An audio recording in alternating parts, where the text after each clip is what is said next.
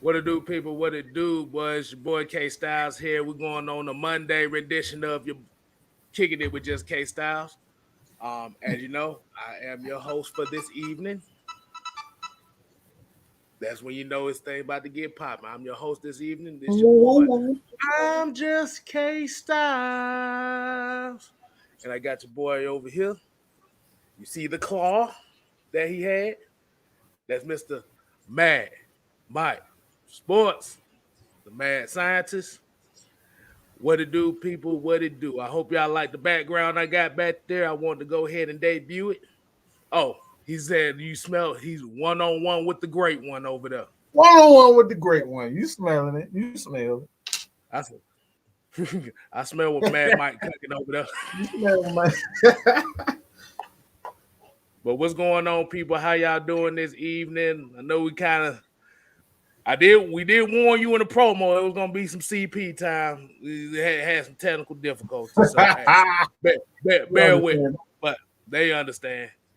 Like I said, I tell the people that's in the chat right now how y'all doing. I hope y'all like the background I got. If you don't recognize the background, that is the old Atlanta Fulton County Stadium. Yes, sir. But there is a reason why I did that. But before I tell you why, let's go ahead and give a couple shout outs that's in the chat right now. We're going to go ahead. We're going to shout out Mr. Motivator, Raymond Elder, Ezekiel King, Joseph Thornton, what is happening? Jerry Bowie, Andrew G, Asia Green, what's going on? Fred Moore, Joseph. I think I said Joseph Thornton. By now I'm gonna say it again anyway. We got Blitz 818, Kerry Calamia, Reginald Banks. And we got Devon Stanford in the building. Black Heart, Juan Carter, Georgia, Texas boy. Hey man. Hey Mike, how you doing this evening? How's everybody doing this evening? Hey, I'm gravy, baby.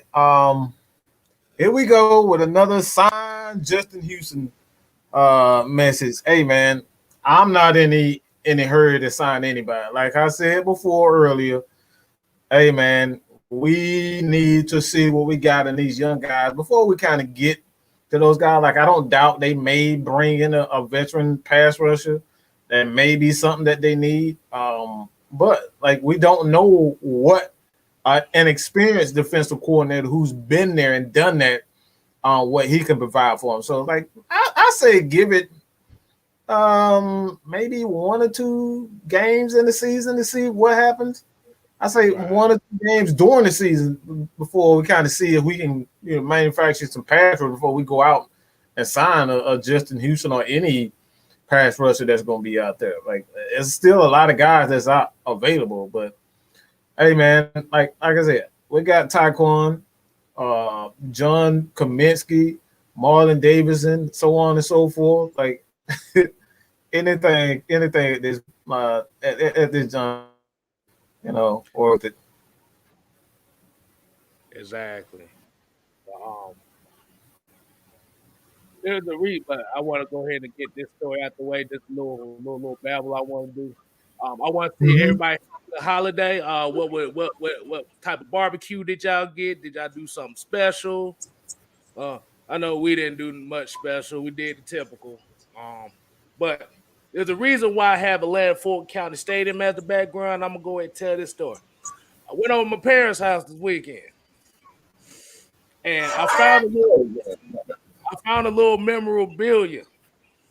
And there was a story attached to it. I'm gonna go ahead and show y'all right now. Oh gosh, really? You brought that one out? Yeah. I can't fit that bitch no more because it looked like I try to put that on. That just look terrible. I'm gonna try to put it on later in the show so I can show people how ridiculous I look. But the reason why this right here is kind of special to me. Actually special to my parents too, because when I was a little young tyke, I actually had a Falcons uniform as a Halloween costume. I was a Falcons for Halloween, and When Dion was down here, when they were still showing games down here, my parents told me I used to put this helmet on and run around the house running into stuff. That's probably why my head's so big right now. I probably caught concussions like back then. But it's kind of special to me only because, like I said, it just reminded me of the times me and my dad used to watch the games together. Mm-hmm. He's still alive, by the way. Don't get it twisted. I'm just saying. So I didn't want to get that out the way. Show love to my parents. Say what's up with them. I know they probably watching the show tonight too. But let's go ahead and get into the topics for tonight. I just wanted to get a little something out the way. Yeah, Jew. Jew. That's the old school helmet. That's the old school. Hold on. Yeah, I had it. That thing just hit me real quick. I don't know what happened to my mouse. Baby girl done made me lose my mouse. But we all good. But let's go ahead. Let's go ahead and get to the topic again tonight. I want to go ahead and, like I said, y'all make sure y'all subscribe not only just Kstylz channel, but Atlanta Falcon Nation as well. And if you haven't followed Mad Mike Sports, which I know 99.9% of y'all baby, almost a 6K, 200 from 6K. So help your boy out, man, to get that 200. So we trying to do the damn. He's trying to get the damn thing going. Hey, we trying to follow the lead. But before we get to the topic, let's go ahead and get a couple comments in before we get to the topic. Hey, yeah, y'all make sure y'all help Mike get the 6K. So everybody's pretty much relaxed. Everybody's good. Yeah, J Rock. I want to show everybody my fucked up ass hairline. All right. J Rock in the building. J Rock in the building. We got get this comment in. Okay, Demon Hunter Vic says, I'm at work watching you guys do your thing. I love watching you guys. We appreciate that, man. And like I said, we appreciate everybody. Regardless of what team you represent. Georgia Texas boys said 3 weeks till training camp. Woo, boy. Real camp begins. Boy.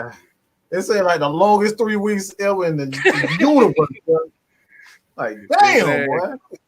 Exactly. Here what Juan Carter said, let's get Mike at 10K before September.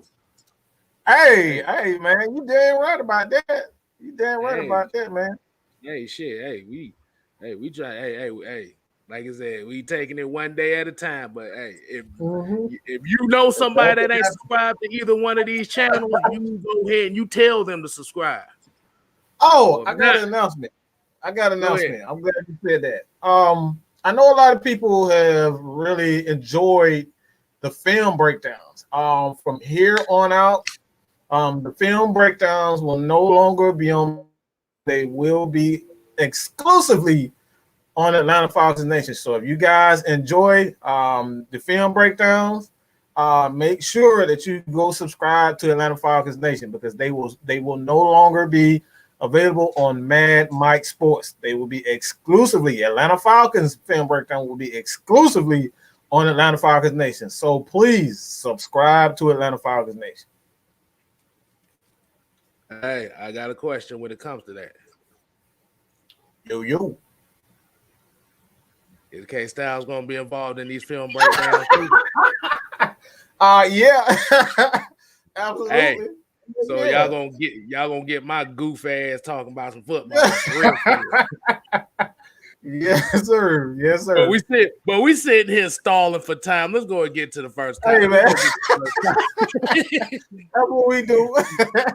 We do it all the time. What they call it, the terrible twosome. The terrible twosome. Exactly. All right, so I want to go ahead and get to this first topic tonight. Oh God, I spelled it wrong, but don't mind it. It's supposed to say. Hey man, we get everything. Hey, we ain't perfect. We ain't experts. They know what that means. It didn't say Easton. We ain't talking about baseball. We ain't experts. I'm trying to tell y'all, we ain't experts. Hey, look, we ain't perfect, but y'all know what we talking about. So we pretty much gonna be talking about. So how do you feel? So Mike, I'm gonna ask you this question. I'm gonna ask everybody here in the chat as well. What is your honest opinion as far as how Terry Fontenot attacked this offseason as first-time head GM? This is my honest opinion. I like it. I like it. One thing that you have to do, not only if you a general manager, a head coach, you got to come in and establish who you are. You got to make your mark, and oftentimes that comes with getting rid of high-profile players that don't fit the scheme anymore. Whether it would have been Grady Jarrett, Deion Jones, Jake Matthews, Matt Ryan. You got to come in and exert yourself and kind of show people who you are, and you're not afraid to do your thing. I thought he did brilliant. I'm gonna be, if I was giving him a grade, I say I would personally say A plus. But being that he wasn't the guy that hired Dean Pease, I can't give him the A plus. Like, I have to give that to Rich McKay, because obviously Rich McKay, he's the guy that really running the ship. But when you look at the deals that he made, he allowed the Falcons to trade Julio Jones. I mean, he came up with the deal to trade Julio Jones, and they took on most of the damn cap. Like, motherfucker, you get an A right there just for that. Like, not only did you get rid of Julio, but you got picked for him, and you said, look, you gonna take the money on. You took the money too. So, like, that's an A plus. That right there is an A for me right there in itself. Like, I don't care about what you feel about Kyle Pitts and he's just a tight end. It's like, if you think he's just a tight end, then you don't know football. Because if you saw him play against the University of Georgia, and University of Georgia, they've been known to shut guys down. And when I tell you, like, this dude, Georgia had absolutely no answer for this guy. Look, bro, we threw safeties at him. We switched safeties. We took people out of the game. We put different corners on them, put linebackers. Bro, nothing worked. Nothing worked with this guy. So I'm here to tell you, if you believe that he's just a tight end, then you really don't know your football. But as far as Terry Fontenot, man, I think, especially getting, Richie Grant. I think Richie Grant is going to be a terrific player. And then you got guys like Taquan Graham. I hope I say him, Taquan. I don't know if I'm saying it right, but, Ogun Deji, like, that dude, boy, he got some great hands. So those are two players right there for me, man. I think he did brilliant, to be honest. Okay. Let's get a couple of these comments before I get my take on it. Georgia Texas boy said, I think Terry Company are doing a good job for what he was given. So, like I said, he definitely on course side with you. We got Triple G. He said, too soon to make a call on GM. His work will show in 5 years. I mean, like I said, that's a respectable comment right there, because, like you said, the first year splash is always the most exciting. But like you said, like we always say about certain players and stuff, you got to see it year after year after year after year. So I kind of agree with Triple G on that one. But we got a $5.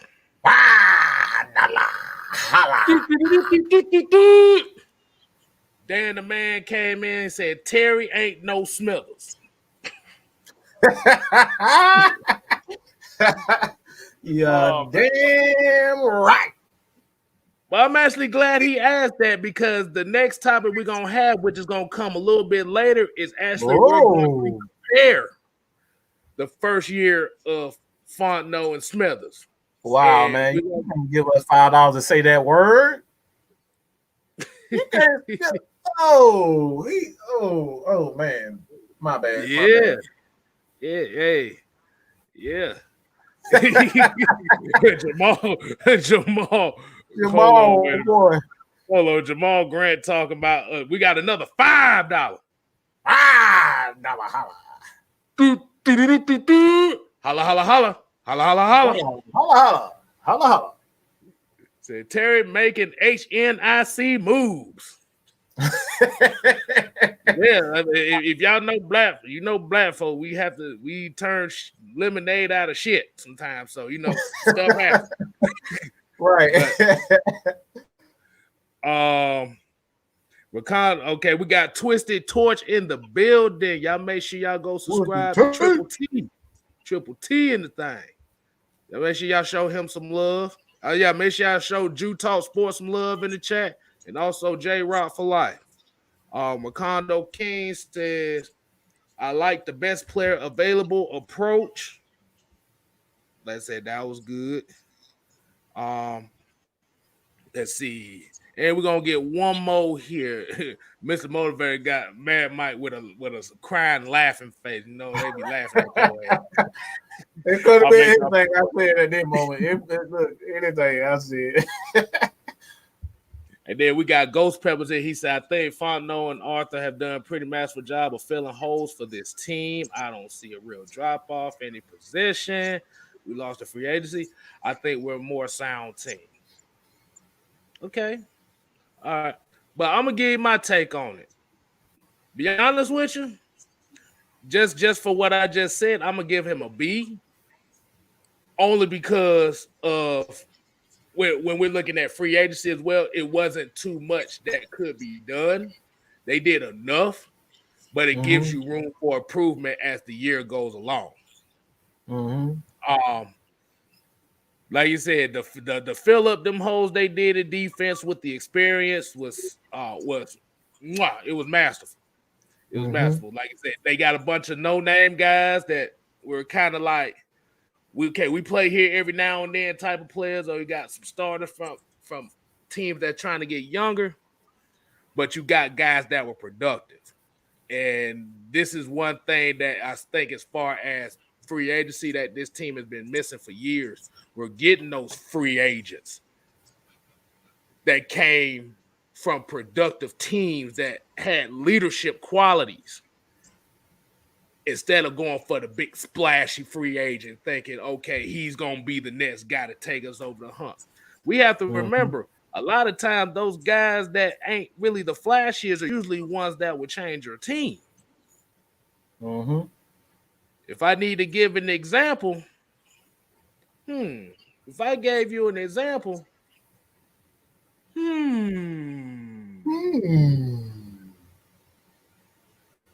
I give you an example from that Super Bowl team, and nobody will really talk about it. But CJ Goodwin, that's one of those type of free agents that we talking about, the ones that don't stand out, but when they make certain plays that can help your team win games. But that's the stuff that don't show up on the box score. But yeah, I give him a B. And like I said, if it goes on later on in the season, we see this team maturate up, it can move into a B plus. And then we see next year, if this class does well and does even better, then it go up to an A. Carrie Calamia, what's going on, Mom? I see she said my name. But like I said, I want to see what everybody else say on that. Like I said, do you give it an A? Do you give it a B plus, a B, C? Just be honest. Like I said. Georgia Texas boy says nobody's even speaking on Tajay Sharp. Why? Because he's one of those guys that we just talked about. He's one of those guys that don't have that following. Nobody really knows him. Only person that really knows him is Arthur Smith, because he's played in this system. Like I said, he's not a number one. He's not really a number two. But he's a guy that when his number is called, he's going to make plays. And then he can actually help Calvin Ridley implement into the system better. He can help a Kyle Pitts, Russell Gage. Okay, this is what this guy's looking for. This is the type of routes that he like. That this is the cadences he like, and it just makes it even easier for him to translate. That's what you bring in. That's why you bring in guys like Even Turbo Taylor, he was brought here to kind of, help these guys kind of figure out what Kyle Shanahan was looking for in his offense. It made it a lot easier for guys to kind of, like you said, to figure out the offense. But like, look, this is what he needs right here in this position, in that position. That's the reason why you bring in veteran guys like Chris Chester. They've already played with him, so they know exactly where he's at. So it makes that transition coming in. Coming in. This is his first year as head coach for the Atlanta Falcons. This is a new team, so you need those guys that played with him before, kind of make that easier. But like I said, I don't think there's going to be a massive drop off. For the simple fact you're talking about a guy like Matt Ryan. Like Matt Ryan he's a veteran guy, and when all this fails, Matt Ryan knows how to throw the ball to a spot. Most receivers know how to get open, so most receivers know how to catch. So it's like, as far as that concerned, just this natural skill set. Players are gonna make plays, but when you need these guys to stay in one accord, on one accord, man. I feel like that chemistry is, if you're going to win championships, you got to have that chemistry, and that chemistry got to come together a lot faster. So it's like, instead of it, taking half the season, they can kind of shrink it to like 4 to 5 games. Like, they can get that chemistry together around 4 or 5 games. This season has the potential to be special. But if they have to get it around, 8 games, 9 games, or whatnot, to kind of figure out the offense, man. Like I said, you're gonna see a 9-8, a 9-8 because they got an extra game this year. Yeah, I can see a 9-8 season somewhere in there. Okay. Way to say a big improvement from last season, but just kind of holding an expectation of they can get better, but you feel like they just need that extra step. Just need that extra step. Yeah. Like I said, I agree with that. Like I said, 9-8, 10-7, that probably be right. Because like I said, this is a young team at that. But like I said, the main thing we look for this year is the change in philosophy offensively. Because former Friends offense does not cointel well with anybody on this offense right now. Let's just be honest. But Anthony Jackson said he give it a B plus, maybe an A. Isaac Crimes came here with another one. He said they want smart players, less fumbles, blown coverage, and missed tackles. A solid A. Carrie came in here. She said Terry gets a B. There's always room for improvement. He made money. He made moves with the little money he had in the awful cap situation. That's perfect. That's exactly why I say it's an A minus. I can't give him an A plus because you got rid of Julio Jones. Like, Julio is still a legend. No matter how much you dislike what he did or whatever did or didn't do, he's still a legend. You can't get an A plus when you get rid of Julio Jones. Let's be real. Can't get it. But like I said, I think it's an A minus because you made them pay for it. Like, come on, bro. Like, you going out to eat. Like, going out to eat. Like, you the one who came up with the idea.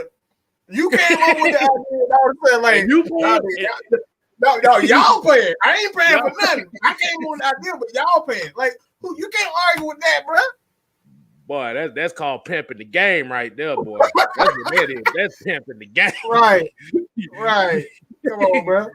You made them pay for Julio. You didn't pay for Julio moving on. You made them pay for it, and they gave you some extra picks on top of it. Come on, bro. Like, get out of here, bro. Right. And Ezekiel King came with this one. He said, I give him an A only because he may do so with what he was given, especially with Jones' move to get us out of cap hell. It was smart moves and free agency. And we got Tony Wright. Hey, we got Tony Wright here. But you know how it be with black folks sometimes. But we got the penny pinch around here. I'm notorious for penny pinching. I ain't even gonna tell you no lie. But so, Right. but like you said, we still got enough money to where we can sign somebody if we need to, but that's only if we need to. We don't have to use Oh, the if you money. need to, right. I We would got rather guys like let Means. We still got right. Steven Means. You know, like Steven Means may not be, that 10-sack guy. He might not even be a 5-sack guy, but he gets the job done. That's what we're talking about. You don't need him to be an every down lineman. It's like me personally, I don't think the days of getting these guys that's gonna give you 15 sacks a year. It's like that's not something like even when you look at Chase Young in Washington. Like, yeah, he's getting sacks, but he's a part of a D line that is terrific. So it's like you're not going to see those. Like I said, I don't expect to see defensive linemen like Alex Mack and Aaron Donald every year. So if you can get guys that do their job well, and you have a solid rotation of those guys, a Steven Means who can stop the run. Let's just say for a Von Miller who just solely a pass rusher at this point. Not necessarily Von Miller, but that type of skill set where he's just a speed guy.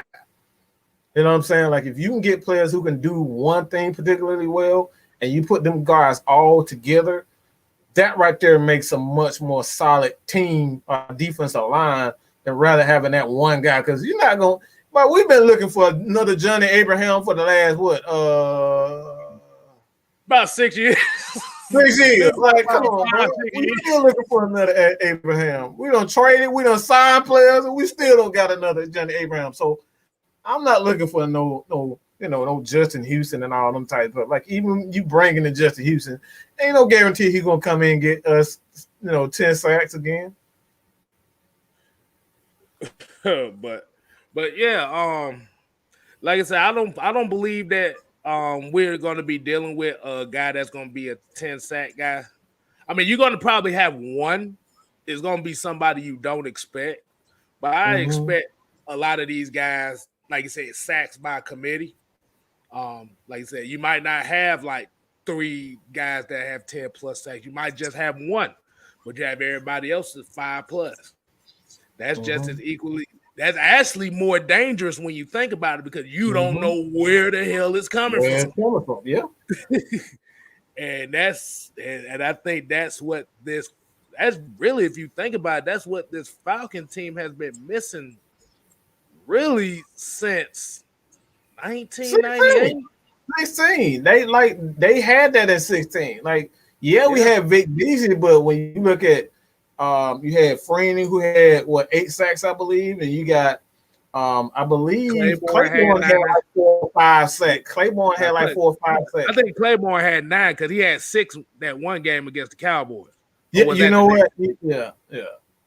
So they the Falcons, like that was the last time they really had a team. Like you had Hageman who had 4 or 5 sacks himself. Like that team was just. It had like a lot of guys who could just get after the quarterback in different skill sets. Courtney Upshaw is another one. We always talk about Courtney Upshaw. I think he had like 4 or 5 sacks that year too. Yeah, so like had a nice solid group of guys who could just get after the quarterback. Like me personally, it's okay to find a Chase Young or Von Miller in the draft, but if I can get a solid group of guys who can get after the quarterback, bro, I would take that more so over, one guy. I'm paying that one guy $100 million like Khalil Mack.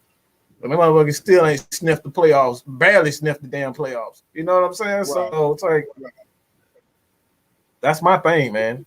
So you got Isaac. I'll take 11 guys with 4 sacks any day. And see, 11 guys with 4 sacks, man, I don't know how to do no math. I'm just assuming that's 44. 44 sacks. 44 sacks. But like that's what we're talking about. As long as you can get after the quarterback, that's what matters most. Because when we talk about, pressure, I think that's what you can scheme for a guy like Grady Jarrett and just take Grady Jarrett away. But when you got Grady Jarrett and you got this guy and you got that guy getting after the quarterback, man, it makes it a lot more difficult to just, all right, we're just going to run this coverage on you and, we're going to take this guy away. But when you got all these different types of guys with different skill set, you get the blitzing from, Foyer. You get it from Dion. Now you got to worry about Foyer and Dion coming blitzing. You got to worry. You got to, bring in a blocking running back, because if the tackle misses, you got he's there. You got a running back who's going to have to, not go out for passes, and he's going to have to protect the quarterback. So like now you shorten what the offense can do.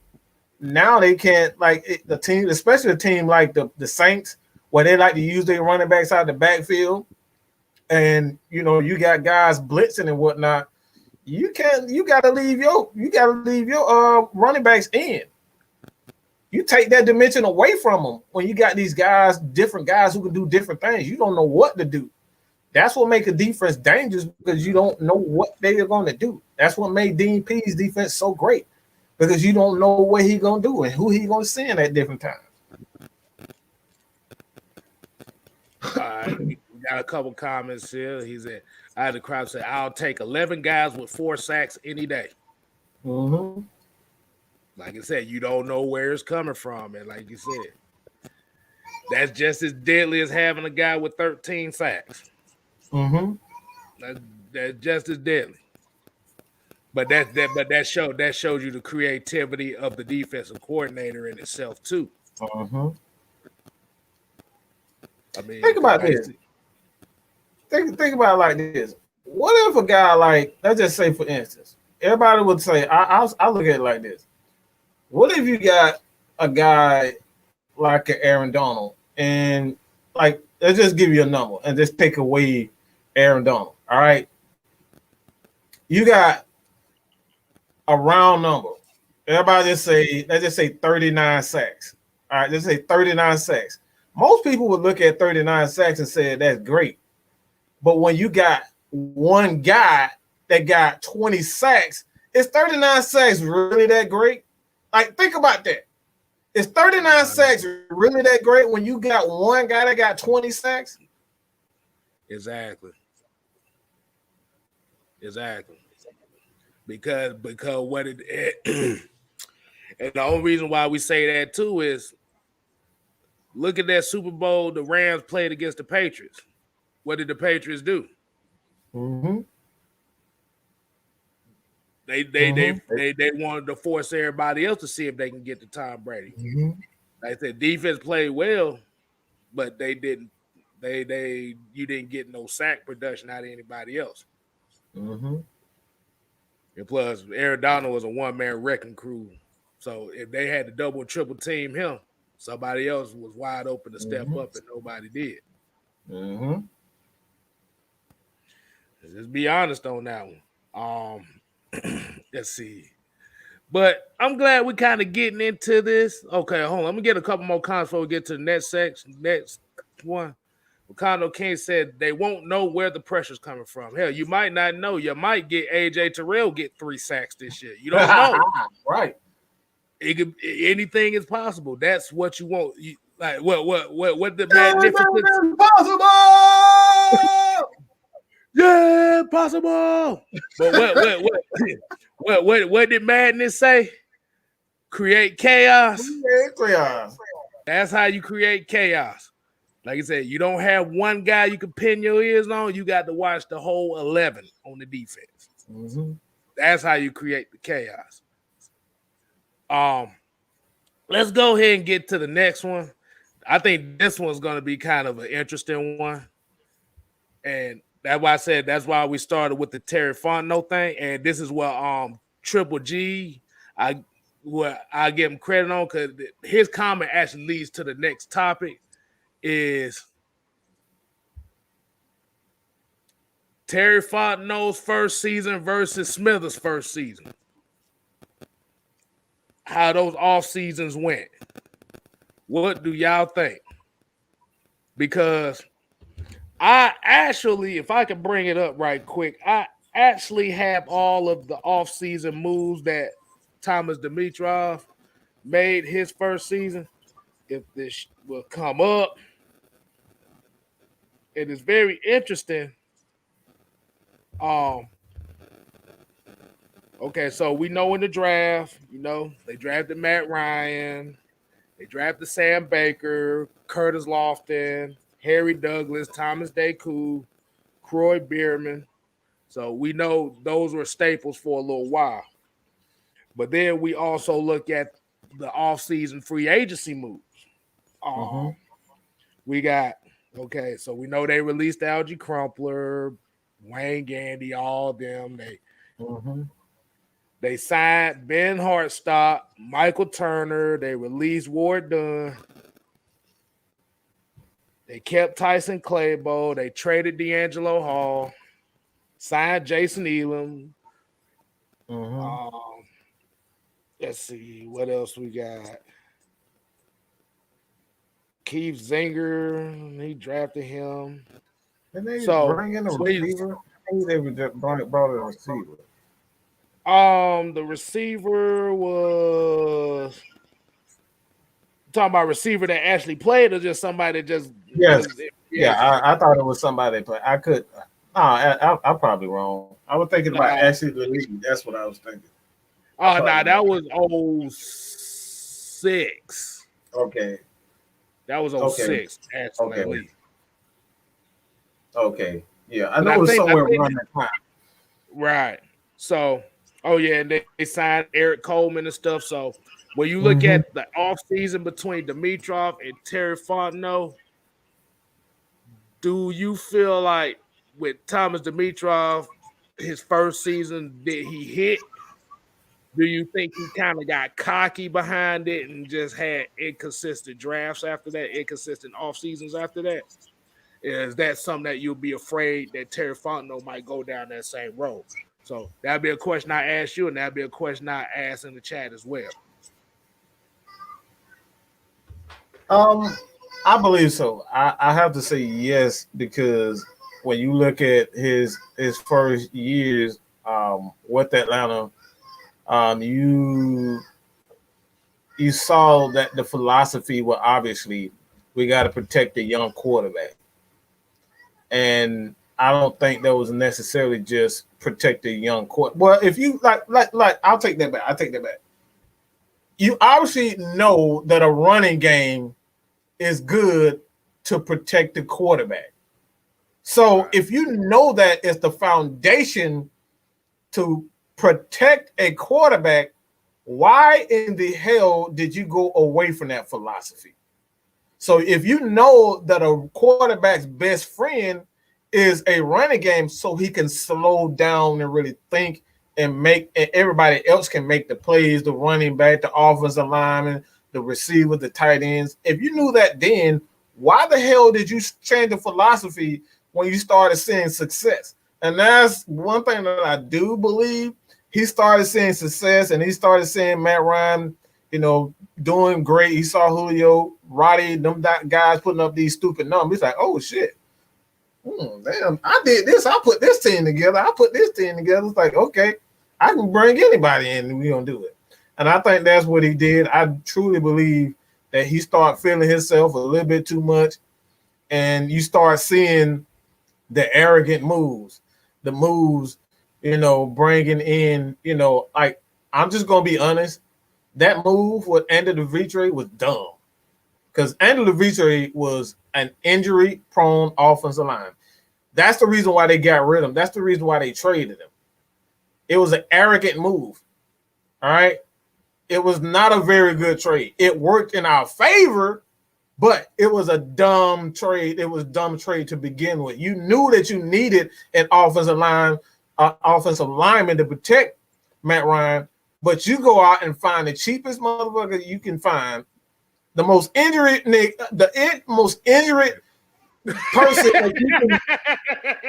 I had to stop myself. Right there. The most injury-prone offensive lineman in the game, and Andrew Vitre, since he going even in Tennessee, he was injury-prone. That's following him all the way from Tennessee to here. That's what he did. So you never really truly invested into the offensive line and defensive line. And I believe that had to do a lot because of Matt Ryan. He saw that he had a great quarterback in Matt Ryan, and he said, good, I can have some fun. I'm just going to work on making him the greatest of all time. And that's what he did. He didn't work on, he just focused on Matt Ryan, in my opinion. He wasn't focused on the team. He was focused on making Matt Ryan great. And he didn't have to do that. Matt Ryan is already great. I don't know why you got to focus on him. He's already great. Yeah, I kind of got to agree with you on that. Like I said, that first season, like I said, we have to remember we had to deal with the tragedy that happened with Michael Vick. I call it a tragedy because it didn't have to go down that road. It was just one of those cases where he just got caught up. Like I said, he had the wrong people in his corner. He didn't listen to the folk that was really there for him. So he just became the sacrificial lamb for that situation. So they had to rebuild. They had to rebuild one way or another. But like I said, did y'all regret them passing on Glenn Dorsey now? No. I don't think you did. No. Yeah, Glenn Dorsey was out the league in 4 years, so but they had to make that. They had to make that move with Matt Ryan because they needed a quarterback. Y'all wasn't gonna be watching no Falcon football with Joey Harrington and Chris Redman. Let's be honest. No. We just seen enough of that in 07. We didn't see that again. No, sir. I'm good with that one. If DJ Shockley hadn't got hurt, I'd rather see him. He wasn't bad. He just got hurt. Yeah, he just got hurt. That was a shame too. But because if you look at that, like I said, it went down the same formula as building around pieces to help the team. Because like I said, you had a balance of offense and defense. You set your cornerstone. You got your quarterback. You got your left tackle who can't stay healthy worth a damn, but he can play when he plays. You got Curtis Lofton, but the only inefficiency was he couldn't cover worth a damn, but he would hit you. You ended up with Thomas Day Cool. His problem was he could cover sometimes, but he don't want to hit. Brain for it. He just had him brain for it. That dude. I'll say he was Ricardo Allen. That's what he was. He was Ricardo Allen, a more athletic Ricardo Allen. That's what he was. Right. Yeah, and then like I said, Croy Bierman, they just didn't know what to do with him because he just that's just one of those cases where you specialize in nothing, but you okay at everything. And sometimes you okay at everything, but you specialize in nothing. Sometimes that is a bad quality to have. You gotta have some type of specialty that makes you stand out. They had this motherfucker playing defense. He was the zone blitz defensive end that would drop back to him. Right. I don't know what he was good at, bro. Right. But like I said, comparing the free agency, like I said, if you're looking at the free agency aspect of it, with Michael Turner, you might automatically say that Dimitrov may have had the better like free agency as far as Michael Turner. He might have had a better draft because you drafted a quarterback. You got Matt Ryan. You drafted a couple cornerstones. Roddy. No, he didn't draft Roddy. No, he didn't draft Roddy. Roddy was 05. So yeah. But Isaac Crimes here said TD started out good with poor draft picks and bad contracts buried him. Terry learned from Loomis, but he won't put us in cap hell 18 years in the game. That's the other aspect we're looking at. We're looking at contracts. Well, the Saints have always been good with their draft pick, but they just couldn't hop off the ding-a-ling. I mean, let's be honest. They rolled that man till they couldn't ride till that motherfucker was limp. I mean, literally limp. Like they would not let that man go. They would not let Drew Brees go. They rolled that man until you couldn't ride him, and here these motherfuckers go with these fucking firecrackers. My bad. Jesus Christ. I'm so sick of damn firecrackers. I apologize, people. It's all day for the last week. It's been firecrackers. But excuse me, but the Saints, they were actually one of the better teams. Are one of the better teams when it comes down to their salary cap. They don't make stupid signings. Before, when Drew Brees started going, when his decline started going, that's when they started making those dumb, like with their Jarius Bird. That's when they signed Jarius Bird, that's when Drew Brees was on his decline. And they tried to mask that by signing a lot of a lot of free agents, and it didn't work out. And like they've always been pretty good with it, but I know for a fact that when you look at the Saints team, you look at Demario Davis, you look at like the Hendricks who came from Cincinnati, I believe Hendricks. I forget where he from. He's Cincinnati. A lot of those guys like Jenkins, Jenkins was drafted by them, but I think he left and came back. He left and came back. They've had some pretty good draft picks, some signings, but they got carried away when they started again doing what we doing, giving guys extensions that didn't need to have extensions, like a Drew Brees. Like Drew Brees, like I would have got rid of him 2 years ago, 3 years ago. But they didn't want to do that. And so now that's the reason why they in Cap Hill. So I think he learned from that, and he's not going to make that mistake again, especially when we just did with a guy like Julio Jones. We just got dealt with him. So I'm sure he's not trying to make that mistake again. Right. And then, like you said, they're trying to build this legacy from the ground up instead of being under Mickey Loomis for so long. He trying to build his own name up, so he kind of knows where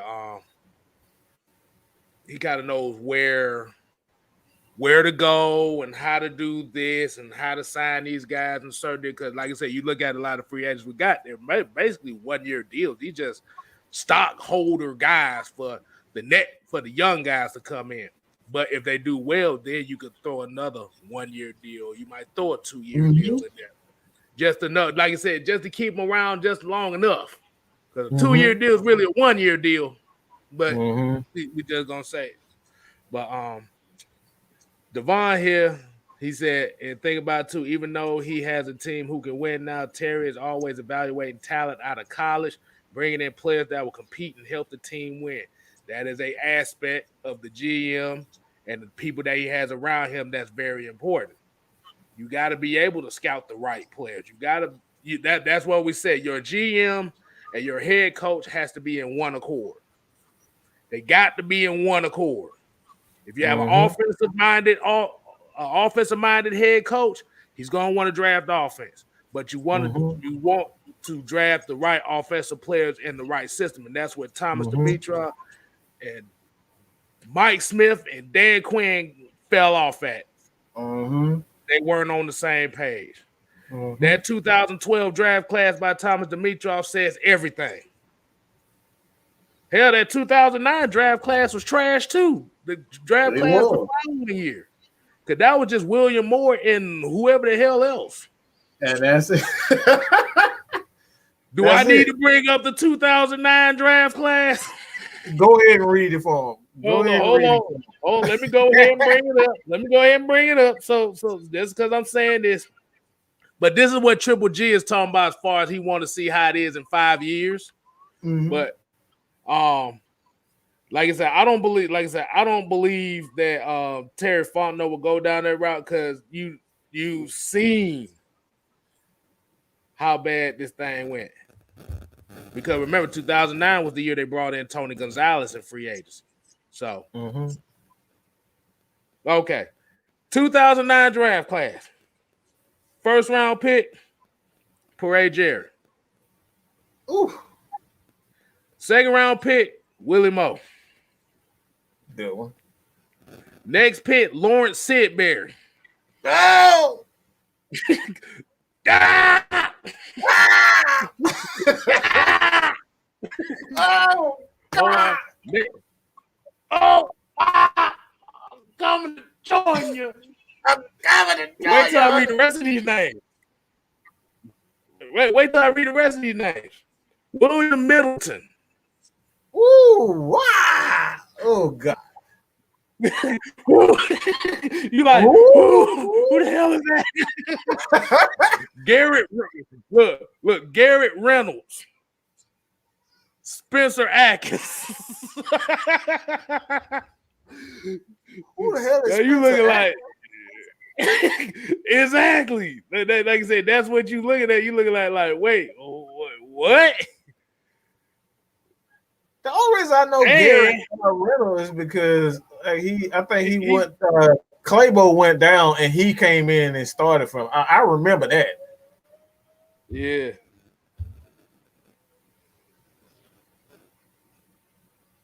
Then you go to the next year. Next year he did a little better, but it wasn't much better. He did a little better next year. He at least got 2 or 3 starters out the damn deal. But yeah, Sean Witherspoon, Corey Peters, Mike Johnson. Yeah, that's why I said he's cool. Mike Peters, no, Joe Holly, Dominique Franks, and Kerry Meyer. Yeah, Kerry Meyer, who's basically Ryan Tannehill, the quarterback / wide receiver. Yeah, that Kerry Meyer. So it was inconsistent. It was inconsistent with Thomas Dimitrov, and that's why a lot of people are kind of holding off as far as kind of grading Terry Fontenot because they want to see year 2, year 3, year 4. But hey, I'm just gonna stay optimistic, man, because they at least have an identity, and they want this identity to be toughness in the trenches. That's what we want to see. Oh, let's get these comments in. These motherfuckers going in now. Devon said, "Who the hell is Lawrence Sidbury?" We don't know. We don't know, bro. The nation said I honestly had no idea who he was when we drafted him. I'm not even gonna lie. Only thing I was fat back then too. So when I heard Sidbury, I was just thinking of Salisbury State. That's all. Yeah, boy. I don't remember none of that. That motherfucker suck. But I don't know who the hell that was. I was like, who? Exactly. But that's why we're saying like Dimitrov missed on a whole lot of picks. He didn't hit a few, but he missed by 80% of his picks. Oh yeah. Ghost Peppers, he got a good comment here. He said Dimitrov rewarded mediocrity, extending Ricardo, the great space coaster Allen, and signing Fusco, Carpenter, Brown, and free agency, never ever fully addressing the defense. Brandon Fusco. His home run was Matt Ryan. He knew that his home run was Matt Ryan. All he would have to do was get Matt Ryan someone that's gonna make him look better, or continuously make him look good, and everybody forget about all the other stuff. That was his whole philosophy. Get him another tool for the offense, and everybody forget everything else. Like the dude did really nothing for the defense. Hold on, we got a Cincy fan in here, Cincy Eddie. You know, this one of the recent new guys here. We appreciate it. Hey, what's up? He said, after watching 2 streams, I've come to the conclusion that I have no hopes for Ricardo Allen. Woo! Hey, man. Hey, I'll say this. We'll give you our true thoughts about Ricardo Allen. All right. if you're looking for a guy that's going to get you turnovers, he's not that guy. He just trust me on that. He's not that guy whatsoever. He'll get you a pick, maybe it bounced off somebody Hillman and he'll catch it. But outside that, you're not getting no turnovers. You're not gonna get no big hits. You're not gonna get no big hits. He'll cut somebody off guard and hit somebody, and then he'll do that stupid shiver shake or whatever it is. I don't know what he do, but he'll do stuff like that. But Ricardo Allen, for the most part, he's a leader. Like, that's probably why y'all brought him into Cincinnati, to be a leader. Like, he's not there. He's not going to make no outstanding plays. He's not going to be in the he's going to be in the right position, but a lot of times he's going to be a step slow. So, like, I honestly believe that Cincinnati brought him in for his leadership more so than his play on the field. So don't expect much on the field. He's going to be a guy that, like, not ask him to do too much. Just think of him, if I can make up a perfect player, to kind of remind him of, hey, what's a perfect player to kind of Ricardo Allen? All right, I got one. In the NBA, you always have that one guy that you bring in off the bench that can get you a rebound. That can get you a rebound when you need a rebound, or get you a free throw when you need a free throw. That's Ricardo Allen. That's all he is. That's all he is. Don't ask him to run fast. Don't ask him to pick the ball off. Don't ask him to tackle. He's not going to do none of that. What he's going to do is he's going to do that one thing that you ask him to do, and that's it. That's all Ricardo Allen is. Oh, I'll tell him. I give him a perfect example. I know you a Cincy fan. Do you remember? I know you remember Corey Hall. He's the same exact goddamn safety. Mm-hmm. Corey Hall. Yeah. Corey Hall's a little faster, but it's pretty much the same safety. Yeah. He was solid before he got hurt, but the problem was he was already athletically limited, so the injury made it worse. That's why they moved him from corner to safety, because he didn't have the foot speed to keep up with folks. And that's kind of how he was in college. He didn't really have foot speed like that, but the thing about it was he had instincts enough to where he can make plays on the ball. And that's what Ricardo Allen gives you, but he runs on AOL dial-up. He's always a step slow. He's always a step slow. But I will give the Cincinnati GMs and them credit. Like I said, y'all have improved a lot on defense. I've seen your defensive roster. Y'all, like I said, as long as y'all can stay getting pressure. Yeah. Like I said, Ricardo will be fine. But if y'all not getting no pressure, Ricardo is done. He's a nightmare. Yeah, he's a nightmare. You gotta get pressure with him. Like I said, he's gonna be a step slow.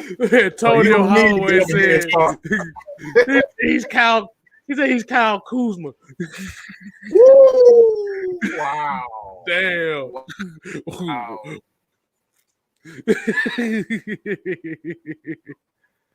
Oh, man. I feel Kyle Kuzma. Woo, boy. Devon said Ricardo Allen be around chasing butterflies and dragonflies. So basically you're saying his new nickname is Spyro. Oh my God, biggest damn Spyro. Might well call Spyro the damn dragon. All right. Hold on. We got a question here. We got Neil Boy 12 said, what do you think about fast and physical man in Dallas?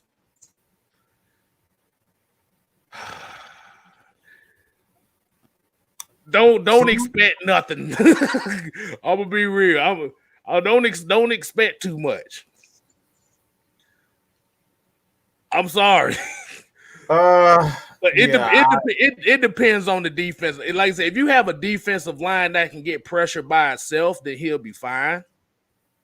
But the problem is, if the defensive line ain't getting no pressure, your secondary, that Dallas secondary is done.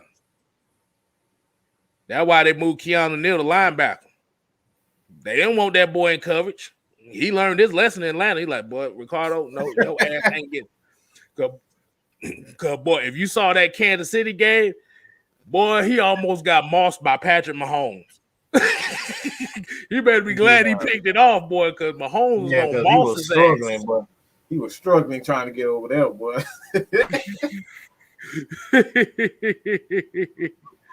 But yeah. Devon said Ricardo Allen runs on electricity. But yeah, like I said, I wouldn't say get your hopes too high, but I wouldn't say shit on it. Like I said, it's all just gonna depend on your front seven. If your front seven gets to him, you can protect Ricardo Allen. But if your front seven ain't getting no pressure, Ricardo Allen done. And then that's luckily the same for Dan Quinn too. That's the same for Dan Quinn. Right. But then also you have to think about, luckily y'all in the AFC North, so receiver play is not really big up there. Mm-hmm. So that actually helps. Like really, Cincinnati and Pittsburgh really the only two teams that really are a spread gunning style team. So you ain't got what see, but Carl Allen see down here in the NFC South, everybody is spreading and gunning. Mm-hmm. So he got exposed real quick. Let's see. Dwayne Bottle came here. He said Terry Fontenot and Coach Smith knew they had to bring in new coaches and new players to change the narrative to a winning and sustainable culture. I truly expect the Falcons to make some noise in 2021. And that's what we asking for. We just asking for a change in culture. Mm-hmm. How you feel about that? I wouldn't necessarily say a win, and of course you always want to win, but I think if you want the Mad Mike, y'all want the Mad Mike spin to things, or you just want the political, the nice version? No, these people come for the Mad Mike realism. So you see when I do this, I say spin that motherfucker the way you do. Hey, well, I'm gonna give you the Mad Mike version of it. All right. We were some straight up bitches. Like we got bitched every time anybody came. Especially AFC teams. AFC whooped our ass every chance they got. We couldn't stop anybody. Okay, all they would do was come in, run the ball, and run the same plays over and over and over and over and over again. We were a soft bunch of bitches. It really just come down to that. This team was soft. We was getting our ass whooped by everybody. Anybody, look, what you call that Falcons defense? Suki Hana, Amber Rose, slut walk defense. That's pretty much exactly what it is. We was everybody got to turn. Everybody got to turn with this defense, and that's the culture. Of course, you want to win, but if you're gonna win, you got to stop being everybody's Amber Rose, Suki Hunter. You know what I'm saying? Like you can't be, you cannot continue getting ran through by everybody. That's what they're changing. And by default, when you're a tougher team, you're gonna scare off some teams. They're not gonna want to play, that physical style of defense or offense, depending on what you are. But you got to get back to '98. We got to get back to 2012. That's what everybody keep talking about. We scored so many points that Matt Ryan had. We had the same numbers, but people forget he had damn near the same numbers in 2012. I think I did the breakdown on it, but it was the difference between his MVP season in 2012 was 7 touchdowns, 5 interceptions, 300 or 400 yards. It wasn't much of a difference in 2012, but we ran the ball effectively. We had a defense that could get after the quarterback.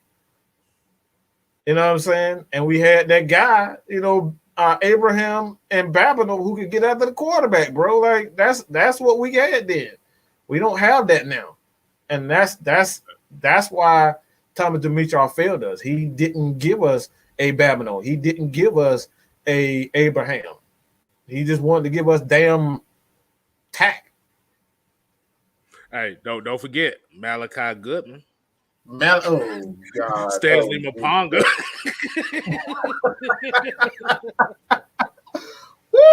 boy.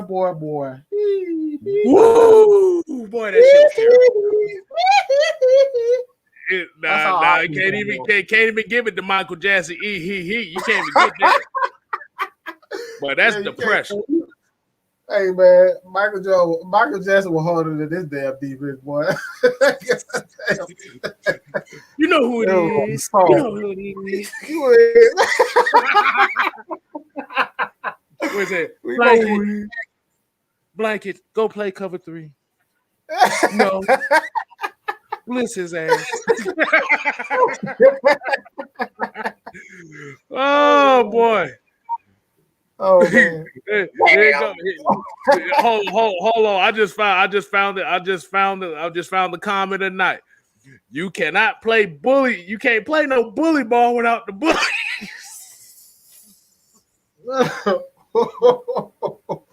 Oh my God, bro, you can't. Who the hell gonna be scared of damn little ass Turbo Taylor? Who gonna be scared of, Calvin Ridley? I mean, like, who gonna be scared of them little dudes? Who gonna be scared of a little cornerback? Like, we out here playing with little ass, like, these dudes ain't no damn bullies. You need a bully. You need a motherfucker that look like Rashid Hayman. He look like he gonna eat your goddamn kids, your mama, your daddy, and beat the shit out of them. Like, that's what the man crazy. Y'all can't tell me Rashid Hayman didn't look crazy. That motherfucker look like he got a mental problem. We need people that's crazy, bro. Tyler Starr. We want the damn WWE stars on. Oh, y'all say Tyler Starr. Do y'all remember Jordan Beck? Yes, I do. My goodness. Yes, I do. Oh my God. Yeah, Chad said. I want to say something about this, but y'all probably, after that Shakari video, y'all probably think I'm a little bit racist. So I'll just let that comment go, man. I'll let it go. But nobody said nothing. He said, better not bring your kids. I'm gonna eat your kids. You gonna eat your kids. To Allah. Praise be to Allah. But you need that though. You need that. I say every team has to have that crazy guy. I think everybody's talking about Chad. I guess he a 49er fan. He's talking about the Buccaneers are going to dominate us forever. Don't know, this is a parity league, so anything can happen. But we ain't gonna pay that too much no attention because everybody talking about Duke Riley was trash. Barry Woods. that might be a little bit before my time. Who the hell is Barry Woods?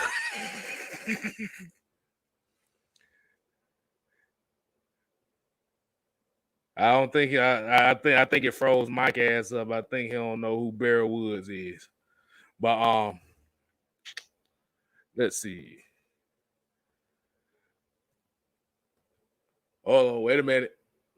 5, 4, 3, 2. Okay, here we go. But I want to go ahead and we're going to talk about one little thing before we get to the Q&A portion. Well, you know what? Yeah, we're gonna talk one more thing. And while Mike gets back on, go ahead and we're gonna talk about this. I know we got a question about this earlier, so we got our Falcon topics out the way. Said thoughts on the Atlanta Hawks season. Do y'all feel like it was a success? Were you disappointed they didn't make it to the finals? Or did you not expect them to get this far? What was it going?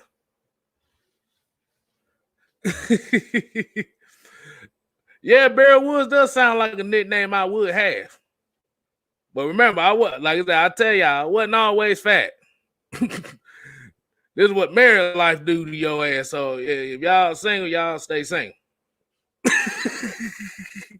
But I want to give a shout out to these Hawks, man. Like I said, I know everybody heard the news that Nate McMillan will be officially the head coach for the Atlanta Hawks. So I want to go ahead and give him a little shout out on that. He done turned this team around from where it was. It actually could have got a lot worse. So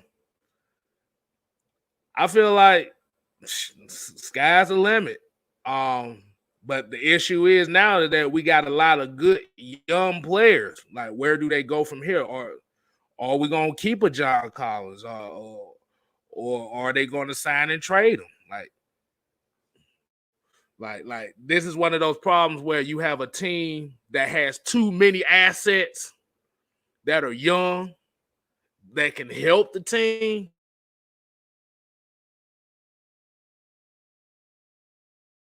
Whoa. Oh, there you go. But I'll tell you what I say about the Hawk season. Before I get to that, I'm going to tell you the Hawk season.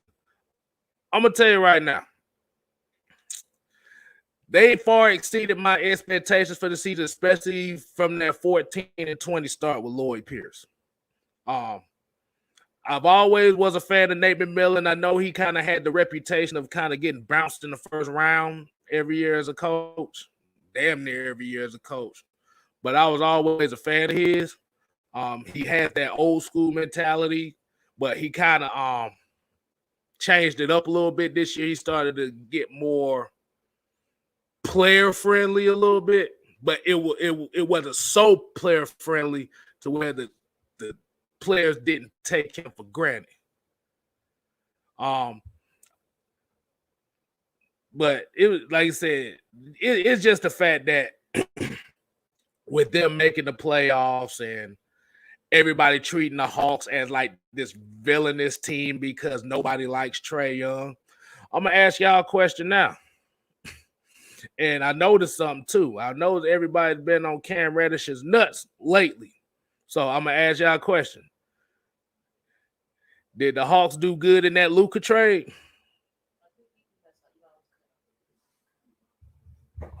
Hold on. Hey, I'm about to say, do y'all, like I said, do y'all think the Hawks did good in that Luka trade? Because that Luka trade is what got Cam Reddish here.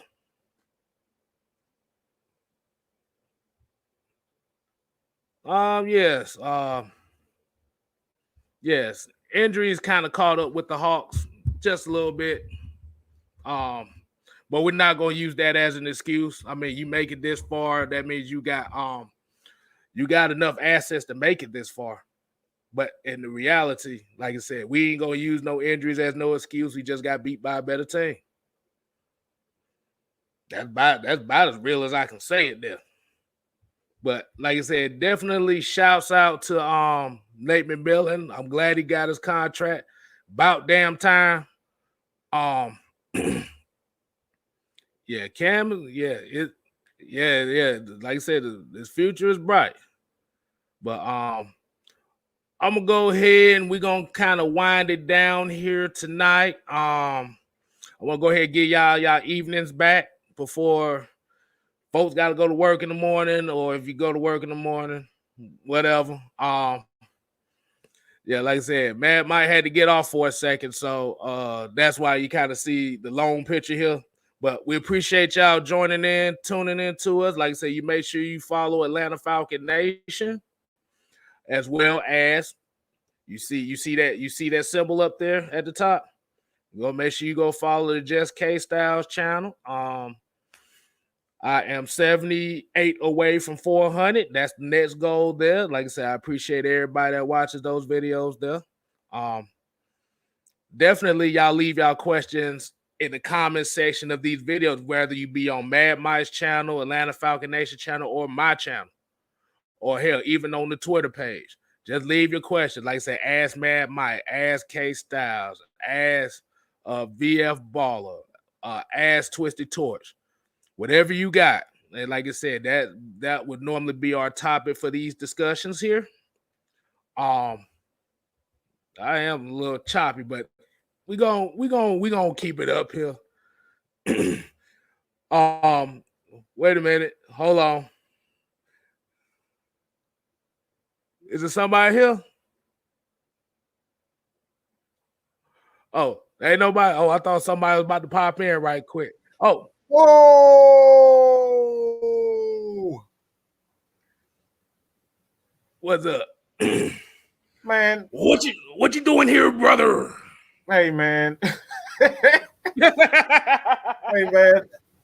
I don't know. I guess they mad at me now. They was mad at Kstylz, but I guess they mad at me now. Kstylz was having all the connection issues, and for whatever reason, I'm having connection issues. So, and they just don't like them. They just don't like neither one of us. Let's just keep it real. God, boy, what in the world is going?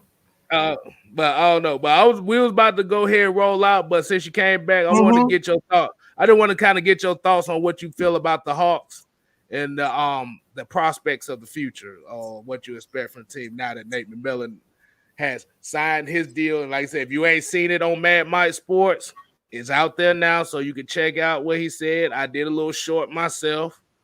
Make sure you check out Miss Maggie T's page. She gonna have one on there too. Show some support there. Mm-hmm. I'm gonna just be real. I'm just one of those people when it comes to basketball. I trust me, my family is my brother. You know, due to an injury, he didn't quite make the league, but my brother played basketball. I had two brothers that played basketball. We're talking about they actually played basketball, and they were very good at it. All right. So I know a little bit something about it. All right. I know a little bit about breaking records and all that type of stuff. That's what my family is. That's the type of lineage that I come from. So know a little something about basketball. But when it comes down to John Collins, I'm not one of these people that believes just because the market says this, then this person should get this. I'm not giving a guy $120 million just because the market says, well, that guy got $120 million. Well, you ain't that guy. Your ass didn't show up in the playoff when we needed you most.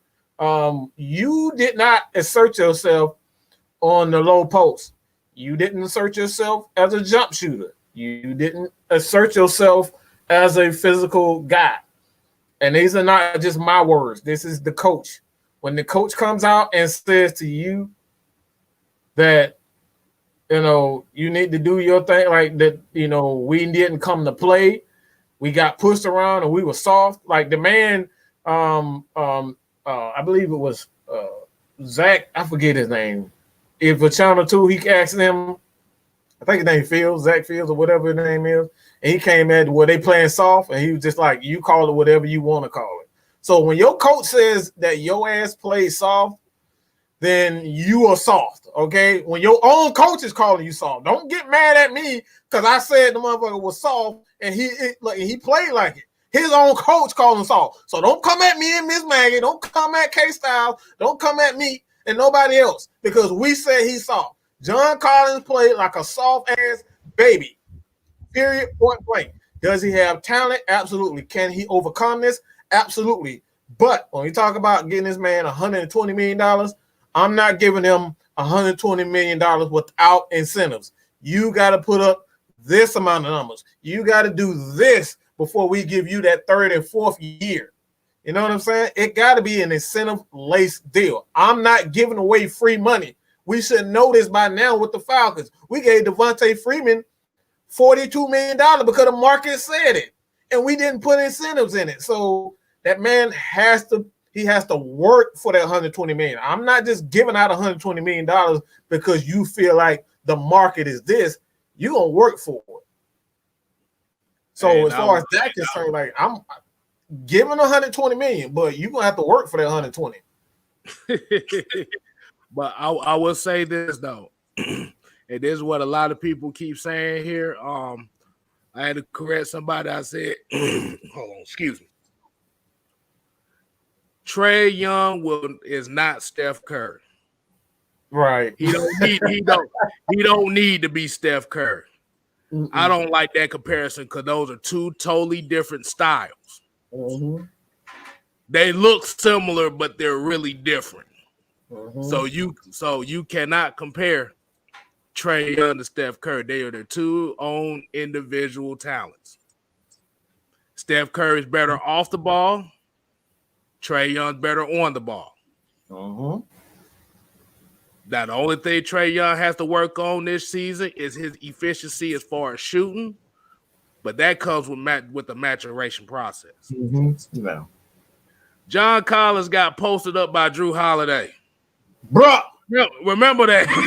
Yeah. Bruh. He's talking about this man got posted up by a 6'4" guard. And y'all coming at me? Y'all coming at Miss Maggie? Y'all coming at Kstylz? Come on, bro. Stop it.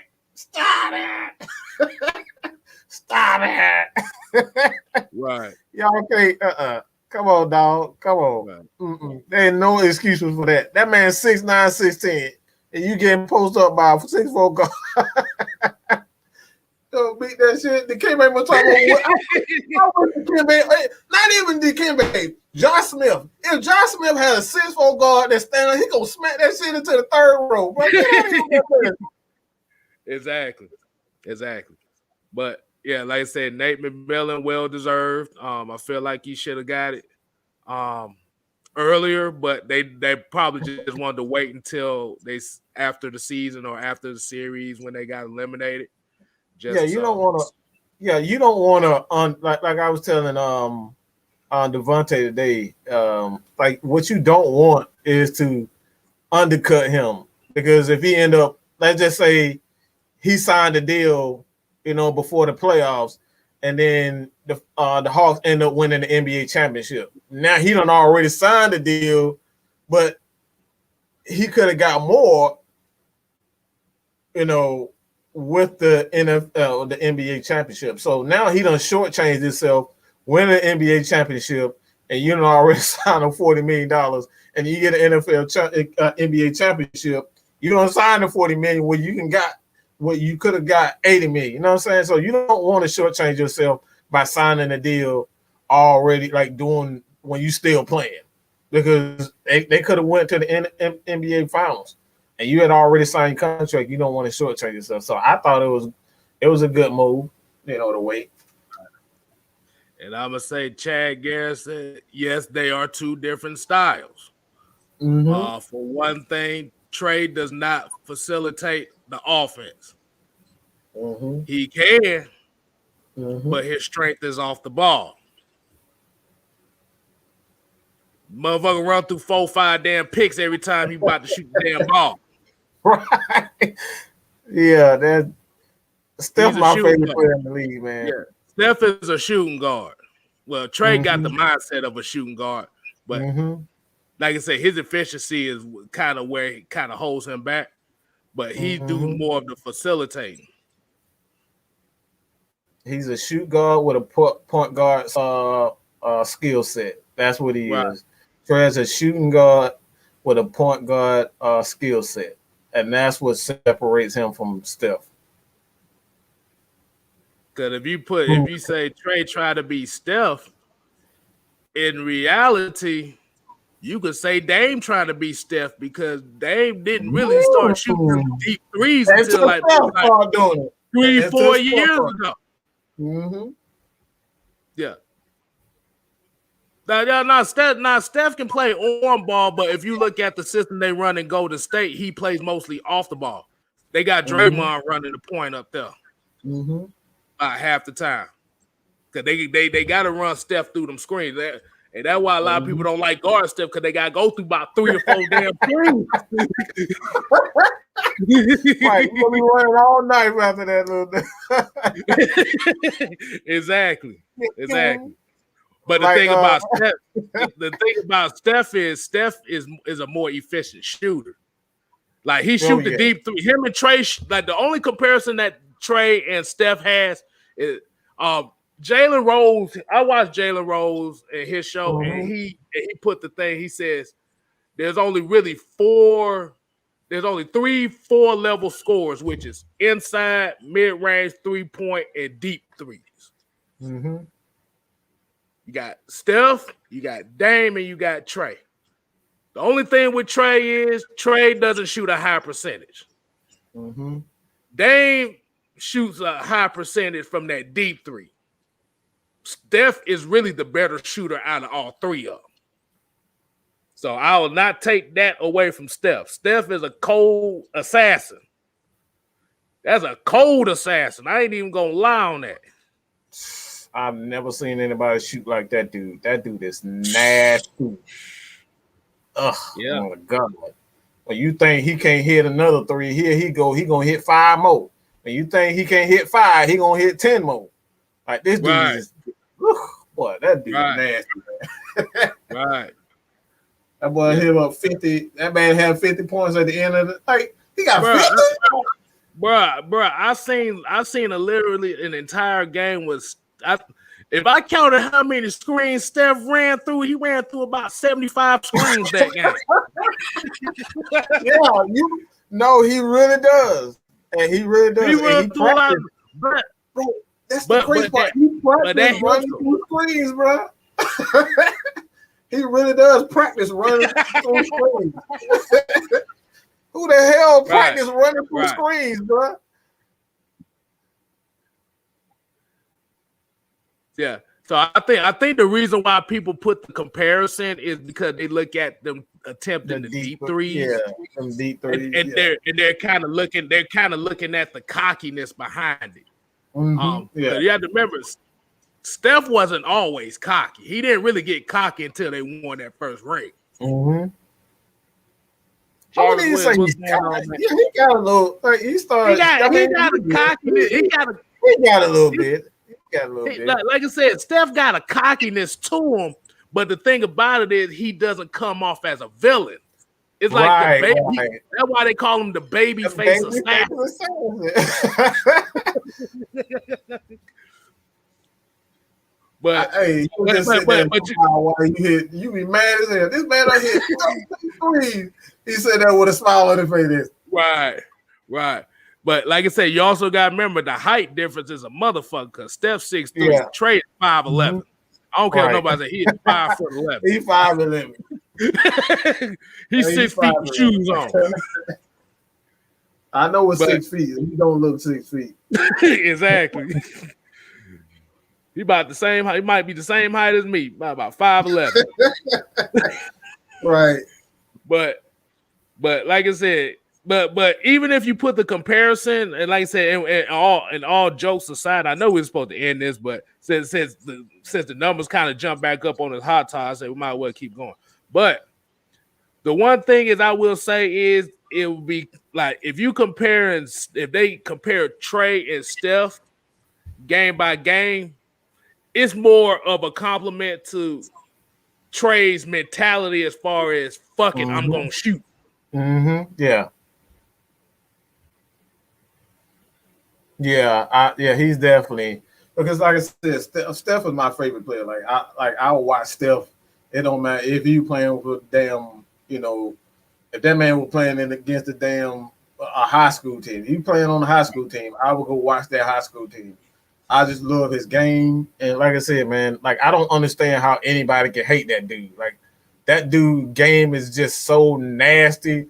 It's just like watching Jordan. Like you can try to hate Jordan all you want to, but when you look at that man, it's like, damn, boy, this dude is just that damn good. And it's almost like Kobe. Kobe was the same way too. You like you could try to hate Kobe all you want to, but when you saw that 81 points, it's like this motherfucker just 81 points. Like, this dude really got 81 points in there. So it's like that. It's like those types of that's type of players that I like. You cannot, as much as you try to hate Steph, you gotta love that guy's game, man. And like for me, Trey is getting it. You can try to hate Trey all you want to, but like the more that he continues to play, it's just like wow, right, wow. That wow factor is Steph like. I'll say that's probably what it is. That wow factor when you look at Trey and you look at Steph, both of those guys, whether it's with the pass, because like he'll do, these, the between the legs nutmeg and then turn around and throw that floater from 3-point line. Like Trey be nasty with it, but he was like, bro, and he'll turn around, he'll have that same smirk on his face like Steph. He had that same smirk on it. So I think that's what it is. That bravado that they have. That's probably what it is. Oh, I got a question for Chad Garrison too. I know you probably didn't heard the rumors, but apparently Golden State's supposed to be in the running for Ben Simmons. Ben How do you Simmons. feel about that? Oh, you know what? I think it might work though. I think it might work because they ain't gonna look. They already had Draymond can't shoot. Draymond can't shoot with shit, so it ain't gonna hurt. He can't shoot with shit no way, so it ain't gonna hurt. You say it ain't gonna hurt? It won't hurt. Yeah, I think he can hit 50. He can hit 60% for the free throw line. I think. Like I said, I don't. I'm like Ben. It's like Ben Simmons. I don't know what it was about the play. I don't know what it was about this year's playoffs, boy. But he was scared to get fouled, man. I understand. I understand you a bad free throw shooter, but bro, if your team needs the points, you got to be aggressive. Mm-hmm. And we took advantage of that shit. And that's why we came back and won that series because he didn't want no. This motherfucker literally shot 5 shots in 4 fourth quarters combined. Yeah, I don't know about that, but I don't know about that one. Jeez. He said he want Dame to come home. That's damn. Dame? Yeah. y'all really trying to goddamn outshoot everybody.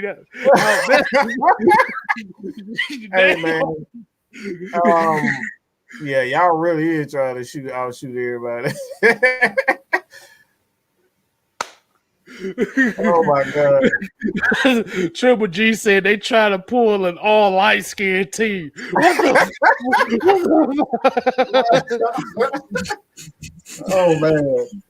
Oh man, bro. But yeah, like I said, when we do these talks too, we're not gonna just try to do Atlanta Falcon football, but we want to try to give y'all a different perspective on different sports topics. Like I said, we talked Cincinnati. We talked Hawks, Steph Curry. If you saw the Saturday show, we talked about politics and stuff like that as well. It's with the Olympic Committee. We talked about college players getting paid. Mm-hmm. But that's what we want to bring for y'all too, because we want to show y'all a whole nother side of us that's outside of Atlanta Falcon football. We know most of y'all come here for the Falcon content. Mm-hmm. But we want to sprinkle a little something in there for y'all as well. Absolutely. So y'all, but yeah, so I know that I think people still wondering where that wrestling thing coming, where that wrestling content coming. Man. We gotta give it to them, bro. You gotta let me know when we doing this. We really gotta give it to them. I know they did a voters poll on your channel, and they said most of the people don't give a damn about it. Oh no, that's Falcons fans. Falcons fans. Falcons fans. Yeah, a lot of Falcons fans don't really. I mean, let's be honest. It's a lot of people don't really care for wrestling, but like you got to be a nerd and like we dweebs. Yeah, I'm a damn. I'll be the first to tell you I'm a damn nerd. I've been watching wrestling and I like Star Wars. Like I like a lot of nerdy shit. Right. So that's just me, man. Right. That's just us. I'll just say that. That's just us. We like a lot of nerdy shit. A lot of people. Daniel Joshua. Yeah, we talked about Nate McMillan. Like I said, we say he deserved the contract. He did his thing out here. Like I said, this team loves him. I mean, the players want to play for him. And the thing about it, by bringing him back, you might want guys that want to come to Atlanta to play because he has that respect. But Tony, trust me, we're gonna do a lot of WWE, we're gonna do a lot of AEW, all of that. We appreciate it, dog. Tony Wright said Smitty Sports Machine made a video asking fans should Atlanta Hawks bring back Dwight Howard. Man, Smitty need to be quiet, man. Don't. See, my thing is, it depends. It depends what you can get out there as a backup center. Because what we really no, I'm about to know what I'm gonna say. If we're gonna get a center, we really need a center that can shoot from the free throw line. I'll say this. I think you're right as far as like a backup center. One thing I want to say, everybody say hell no. No, I mean a lot of people just don't like him just as a person. Like I don't really care about none of that. If he can get us rebounds and play some solid defense in the playoffs, what we need as far as going against a guy like Embiid, big guys like Embiid and whatnot, like bring him in. But he gonna have to get along with the team. Like we can't have you acting all crazy and whatnot, doing your typical, Dwight Howard shit. Like we can't have that. Like if he gonna be on board and he gonna play some defense, and that's what we need him for, then all for it. Because we need it because John Collins ain't gonna play no defense on no damn body. Okay, he ain't gonna get no rebound. He ain't gonna put no body on nobody. At least I can get that for Dwight Howard. Like you gonna get rebounds. You gonna get an elbow or two from Dwight Howard. And like I said, despite what people feel about him personally, he gonna give you that. So like I won't say no to that in that aspect, but we still need a guy like another Gallinari, a big man who can get some scoring, because John Collins act like he don't want to damn shoot the ball at all. Right. Without Trae Young on the healthy, John Collins don't want to shoot the damn ball. I don't know why that is, but he don't act like he don't want to shoot. Only reason why I would say no to Dwight Howard is I don't need a backup big man that's susceptible to getting foul trouble every game. Mm-hmm. But for the nostalgia act, like I said, that would be nice. But like I said, I need a backup, and we kind of have one, but they don't play him that often in Nathan Knight. Mm-hmm. But you need a backup big that can give you some points. Mm-hmm. Give you some points. That's it. That if he gets fouled, he could shoot at least 72% from the line. Mm-hmm. Because like I said, Clint Capella gives you what he can give you. Conwoo gives you what he can give you. But the thing is, you need another stretch four. Gallinari is a good enough stretch four, but you need another one. Mm-hmm. And we don't know how long Gallo gonna play because he's been in the league for quite a while. So we don't know how long we can keep him around. But like I said, yeah, I'm gonna read a couple more comments and then we're gonna go ahead and get up on out of here because we're supposed to got up out of here about 20 minutes ago, but y'all done brought the conversation and we said we had to go ahead and continue just for y'all, man. Ghost Pepper says, well deserved this Hawks team playing for Nate McMillan, and he's got the perfect temperament without trying to be a friend to the player. See, the problem with Lloyd Pierce was throwing all the players under the bus. See, he wasn't getting along with the star players. He literally put Trae and John Collins against each other. And the whole team saw that, and that's why they was like, man, fuck this guy. Just be honest. And he didn't really have No, he didn't have the respect. Like he lost respect when he tried to put John Collins and Trae against each other. And like that's I don't understand why you do things like that, because like for me, I really believe that he had a disdain for Trae Young. Like he did not like Trae at all. He won't know, like, because me personally, when you look at, things like during the season, I would see Trae get picked on by the refs, and you see it's like, okay, why this man ain't saying nothing? Like Trae, he ain't defending his guy at all. Like, bro, like Hold on, here you go. Mm-hmm. Yeah, he just standing there. He just like, look, bro, he doing exactly that. I've seen him do it on the sideline doing just like this, and we not making none of this up. Chad, we appreciate it, man. We appreciate that, man. Head over to Atlanta Falcons Nation, man. Show support there. Again, if everybody haven't heard, my film breakdowns will be exclusive to AFN, so you will no longer be able to get the film breakdowns here. It will be AFN, and Kstylz have his solo show there as well, and Jew with his solo show there also. So head on to Atlanta Falcons Nation so we get some exclusive content over there, man. Yeah, but the hell with that, man. Like, who the hell tried to play players against him? Like, man, like, bro, you ain't no damn Phil Jackson. Like, bro, you ain't won not in one championship. How the hell you gonna try to pull somebody against each other? Right. But yeah, man. Let's go ahead and close it on out, man. Let's go ahead and close it on out.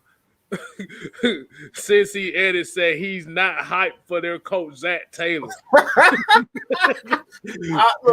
Oh man, I don't know what Cincinnati be doing sometime, bro. I pray for y'all.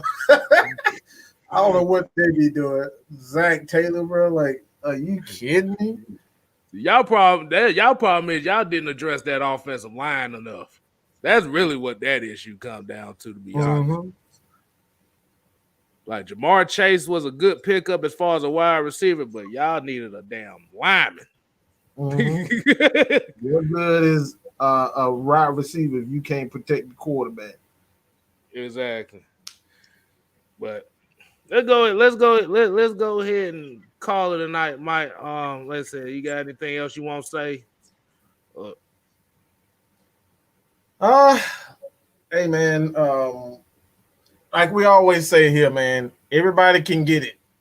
Anybody can get it at any given time. I get it. Kstylz get it. Miss Maggie get it. Everybody get it. Everybody can get it. This is just a fun-loving atmosphere where everybody come here, joke and kid without being completely disrespectful. You know what I'm saying? Like I said, man, it's all fun. You don't have to be a Falcons fan to subscribe. Like I said, like even Cincy, man, he's a Cincinnati fan.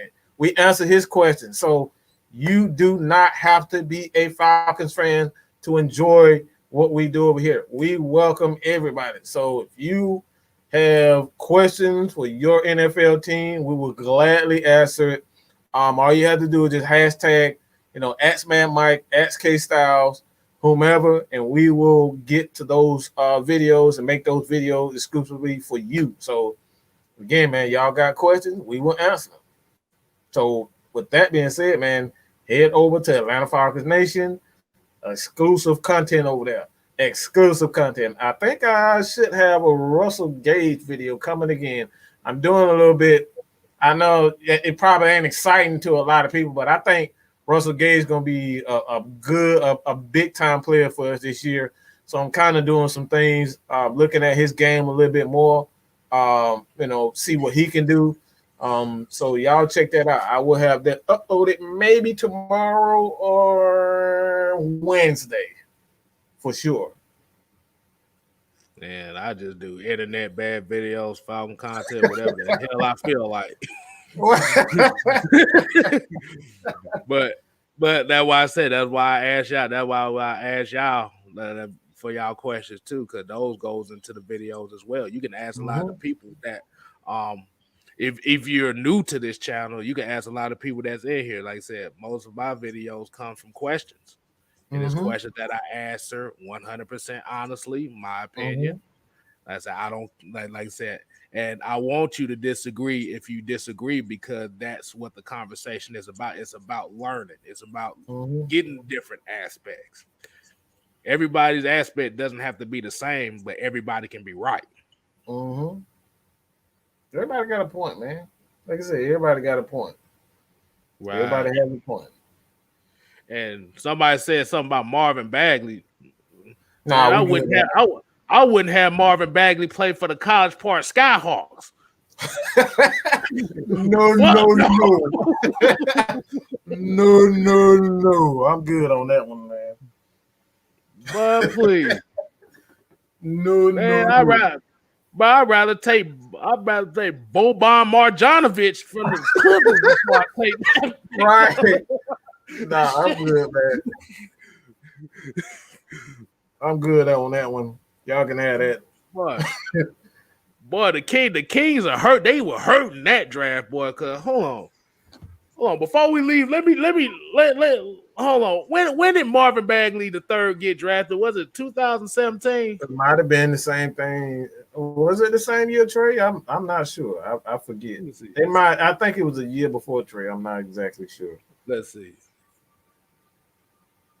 Cause the Kings done fucked up a whole lot of drafts after DeMarcus Cousins. Well, De'Aaron Fox was pretty good too, but don't nobody talk about it. That's the problem. Mm-hmm. But I'm gonna do that research another time on my own. But like I said, what we tell them, Mike. Like I said, like, comment, subscribe. Hold on. He said Marvin Bagley would have balled if he played for the Hawks. Marvin Bagley is basically Sheldon Williams. Woo, boy. Good God. Good God. No, I'm just kidding. He's not that bad, but I don't know if it would have worked, to be honest with you. Mm-mm. Because because in Cincinnati, he has an opportunity to take over, and he hasn't done that yet. Mm-hmm. But like I said, that's just one of those cases where it just, like I said, if he gets away from Sacramento, he could do things. But we ain't gonna hold y'all up much longer. What we gotta tell him, Mike? You ain't gotta go home. But you gotta get the hell out of here. Deuces. Until next time. Yes, sir.